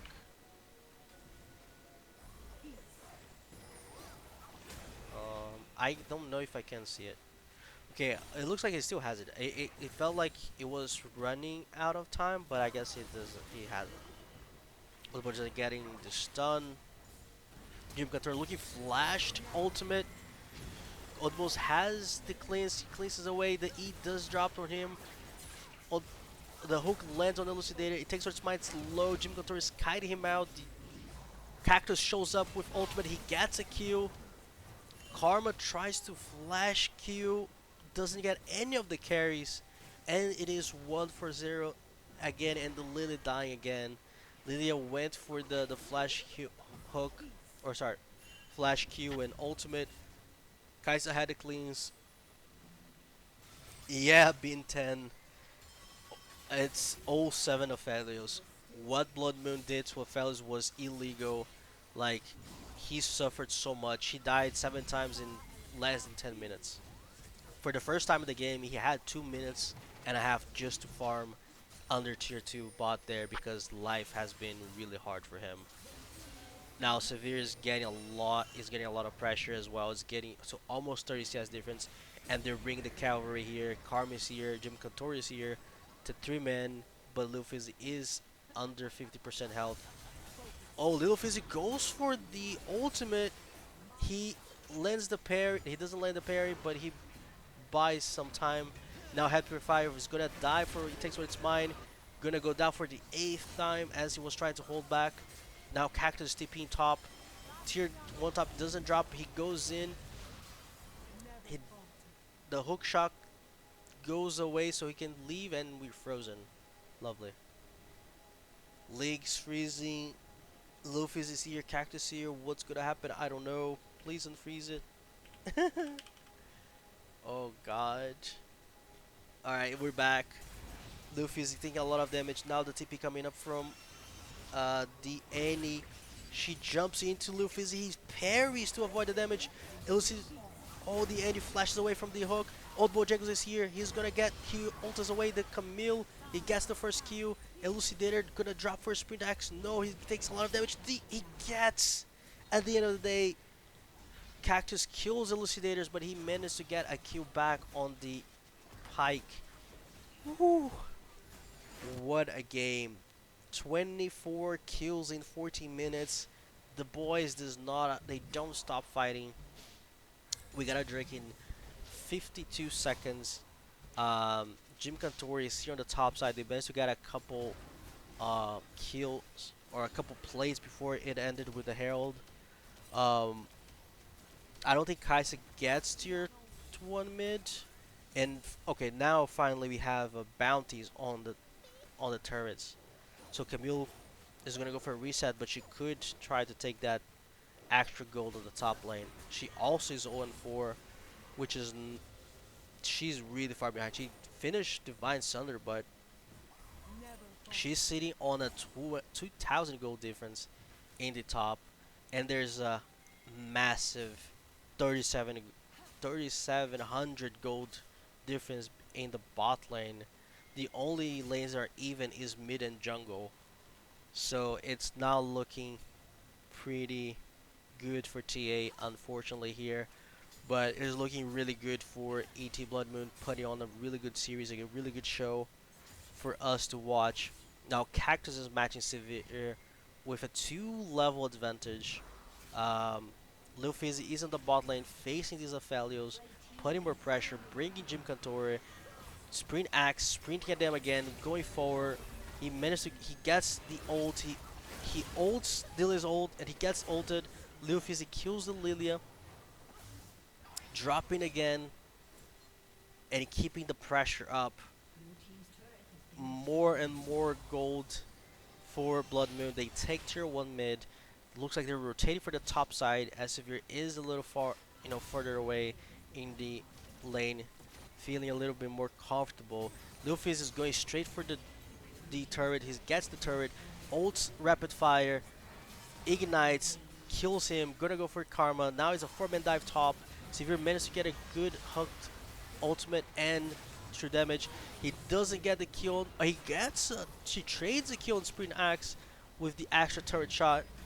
Managed to trade 1 for 1 in really adverse conditions, but tier 1 top does go down. Herald is free pretty much, but we don't see Blood Moon moving forward to it. So the game is looking pretty rough for TA. Cactus doing a good job here in the side lane, keeping pressure against the Camille. We see now it takes what it's mine in the Herald pit, taking that Herald, securing that objective as we hit the 16-minute, almost 17-minute mark, and Fiora is just ignoring the hell out of these Aphelios, or whoever faces her, but for that matter. Oh, the flash parry! That was a nice play there. I mean, didn't work, but very decisive. Now here, Jim Cutler getting caught. The ultimate to the left from Old Bojangles as Jim went for the right. Now Cactus going in. The ultimate on Old Bojangles burns his cleanse. Does a lot of damage. Rapid fire still keeping himself in the to take the wave. He's gonna go down. Gets ultimate. He ults back Luffy, but he goes down for the 10th time as he tries to get that coal stack over. He is, I mean, at this point, like, he's trying to get as much CS as possible, because obviously the death timer is not gonna get any, it's about the same at this point. 22 seconds, 23 seconds, it's gonna scale with your XP. He's trying to get as much XP as possible, and they're giving that XP. And the good thing is the TA is not, he's just giving the kills for a wave or two. He's not losing as now tier 2 drops. They're not losing tier 3. So as long as they're not losing tier 3, it kind of feels okay for me, because the gold on the Aphelios, if he dies, it's worth, right? He's probably like 88 gold. He's worth on the kill. So that's minimal. That's less than a full wave. That's less than a wave with cannon mini, if I'm not mistaken. Usually a wave should be around 120, 119 gold, something like that. So I think he's worth less than a wave. So him just dying himself to take the wave and pushing the wave is not really bad, as long as the other side of the map doesn't allow that pressure to go over. So Cactus not solo killing Elucidator's Light over and over again. We're not seeing Jim Couture is getting caught in the jungle, as we see right now, and it's gonna get hooked again. The E comes in, the stun, the passive, the kill. As long as Jim Couture is not doing that, the Aphelios is fine pushing that lane. As we see, he caught 2 waves, push it in. The min's gonna hit that tier 1 bot, and now Sprint Axe is gonna get face tracked by Elucidators, getting hit. Gonna get that kill for Annie on a really good series by Elucidators, but there's no place in the jungle for TA, but they're going in. It's a 5v5. Ooh, Severe ults Old Bojangles in the back. He managed to get away at the last second. He still survives with a big shield. He takes his mind, taking a lot, doing a lot of damage with Camille's reset. Now he gets a double kill on Lil Fizzy. Goes straight for Karma. He, I think he missed the kill. I think he missed the. Yes, he missed the kill. He tried to kill over the wall. He missed it, but he takes what his minds. Uses the second herald in the bot here as they're taunting. Uh, both are taunting each other. Stream Guts stays too far forward. Is gonna get ulted by Fiora. Gets killed. This could be the game push. Oh, look at the damage Lil Fizzy dropped on short combo. The TP coming in from Cactus. ET is gonna push for the end. Shut down the first kill of rapid fire on the game. It's a shutdown on. It takes on its mind. ET here is. Oh wait, Sprint Axe just went in and claimed the kill. Going in again, flashes on rapid fire, gets a double kill. And Lucidators dies for a double kill on Cactus. What could have been just like AT walking away? Sprint Axe managed to get 4 kills on the board. Back for ET. Just with that awesome play. I didn't even see how much life the Lilia had, but he just executed. I thought she had enough health to survive that execute, but I guess I was wrong. It's looking really rough. It's 50, almost 16k difference. It's it's soul point, Inferno soul point for Blood Moon.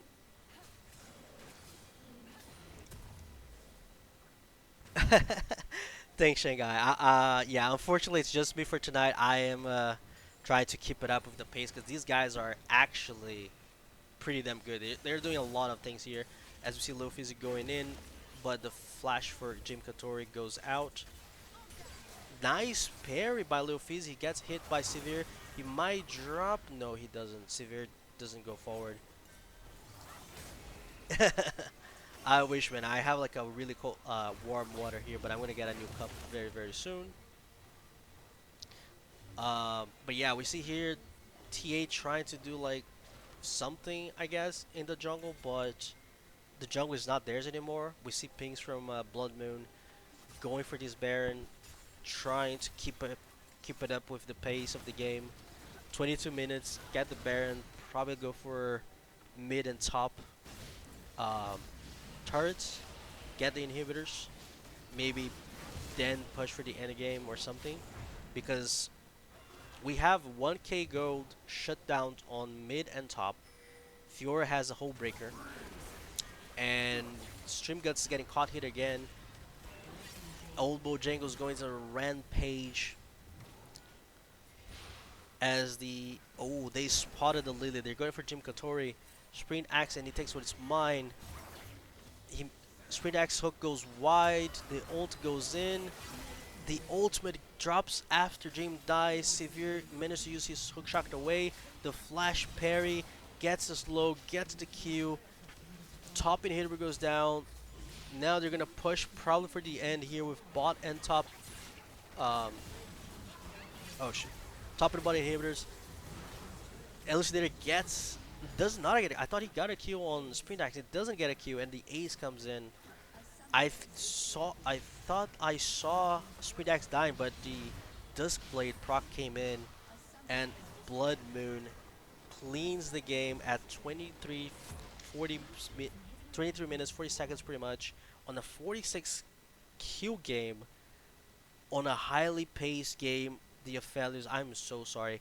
Rapid Fire had such a good series to end up with a 113-3 is just feels so bad. I really feel bad for Rapid Fire. He had a really good, he tried his best in game 1. Did what he could. Game 2, he was pretty clean. Dealt a lot of damage. Bot lane was clean, but this game 3, he was just punished over and over and over and over and over again. Feels bad, man. Feels really bad. But yeah, so final stats here for the game. Lilia Jim Contor still dealt a lot of damage for what I thought he would do. I thought Elucidator's Light was gonna be able to do a lot of more damage than the 13k damage. I thought he would be like around the 17, 18 for the amount of work he was doing. Rapid Fire, he dealt much more damage than I thought he would do with a 113. I thought he was not going to be able to do that much damage. 10k. Lil Fee is impressive, 23,000 damage. I mean, again, it's a 23-minute game. Can't really expect more damage than that, but they were fighting a lot. So, and overall, a good amount of damage from pretty even damage on Viego, Cassidy, and Kaisa. For unders like the 12 to 14k. But again, really impressive. As long as we see here, Bloodmoon's not, sinking the draft. I think the team's looking pretty sharp. Um, so let me bring here to the cast the draft scene. So with this result, Blood Moon locks in to one on the series. They are sitting in the number one spot of the Void group. Match record 7-0, game record 13-3. I believe the best record of this regular phase goes to Team Ambition Distortion, 14-1 record. Um, actually, hold on a second. Where is qualifier? Here. So Team Ambition Distortion, 7-0, 14-1 record, best record of the regular season here. Con Esports and ET Blood Moon tied with the second best record, 7-0, 14-3 game record after the series. The Crabs Radiant is the fourth best team with the best record, 6-1, 13-2. There is one game that's going on. I think they're already finished. I didn't check their stream. It's valid for, let me check here. Ishtal, they were streaming Iridescent, Dawn, Umbra, and Bing Chiller's Crab Rave. This is a match that is just gonna depend the seeding between both teams, pretty much fourth and fifth. Whoever's gonna win is pretty much gonna be locked in fourth place. And here with the loss, Team Ambition Shogun ends their regular season at 4-3, 10-7. So they're gonna be locked at fourth place. Um, Shanghai TAD overrated, to be honest. Well, I don't know much. Actually, I don't know anything about the master scene for Amateur League, so I can't really say too much about it. Uh, I've been only working with the guys for Blood Moon, at least um, jungle, mid, and bot for the last couple months. So it's really hard for me to tell much what's going on. And I haven't watched many of the other games outside the ones that we're casting here on Tuesdays between Shurima and Void. What I can tell is from the Void group, um, where is it? Shit, where's the? Okay, from the Void group, I can definitely say I think Dorado Gaming Zeta and Blood Moon are looking good. I think, I mean, obviously I'm not at this level of these guys, but I do think Lead Esports has shown some good stuff, and obviously their record kind of backs it up. From the Shurima group, I'm actually really impressed by Khan Esports and GG Grandma. Those are the ones that I remember watching and casting here.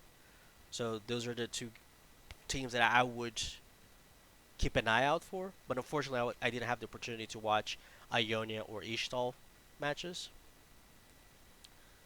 I'm the TAD support. I have credibility in this matter. Nice. But to be honest, everyone wants to all other groups, Mickey Mouse groups, but I think all the groups have two strong teams, mid teams, and teams that just aren't it. Yeah, I think if you look back at the group draw and the tiers, all that kind of stuff, it kind of keeps at that level, right? Blood Moon, GG Grandma, you guys, Team Ambition Distortion, Indigo, Prizmo Instinct, and Team Ambition Shogun. I guess all the teams listed in the tier 1 bracket or the tier 1 level for the draw show had a pretty good overall uh, how should I say, regular season. You know, the only one that I would say that was out of this was the Crabs Radiant, because Crabs Radiant were rated the bottom of the tier 3, and they actually came out pretty good. 6-1 record, tied with Indigo in match record. And maybe the end result for Shogun wasn't as expected. Maybe but again, they ended up. I mean, I guess they could have got maybe a win more and end up as a 5-2 as well. But overall, I don't think was a shame on the side of Shogun. But everyone that was on that tier 1 pretty much did what they were supposed to, based on rank levels and what everyone saw. So it makes sense that tier 1s do well, tier 2s are gonna do the next level, and maybe a couple tier 3s are gonna surprise. But again, um, it was a great series. It started late, but again, I appreciate everyone who was here. The games overall were pretty fast, and the guys do a good job keeping the pace moving from game to game. Um, Let me check here real quick if the other match from AML is still ongoing. I don't think it is, but we'll check anyways. Because if it is, I will send you guys there just to participate and see. Okay, so it actually ended. So they're probably just filling in the report. Um, so what I'm gonna do is, okay. So here's what we're gonna do. I'm gonna send you guys to watch another series. I don't know if this. Oh, I guess it's. Oh shoot! Everything ended here. Damn. Okay, so everything ended.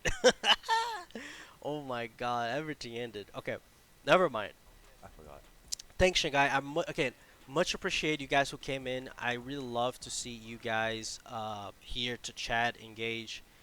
Love to see it. For AML, we actually had a good audience here. At the point, we had like 19 people watching. Usually, we don't get that many people watching the AML cast stream. So, really glad to have you guys here. I wish you guys a good week. I wish you guys a good night. What I'm gonna do is I'm gonna send you guys to watch whoever wants to stay.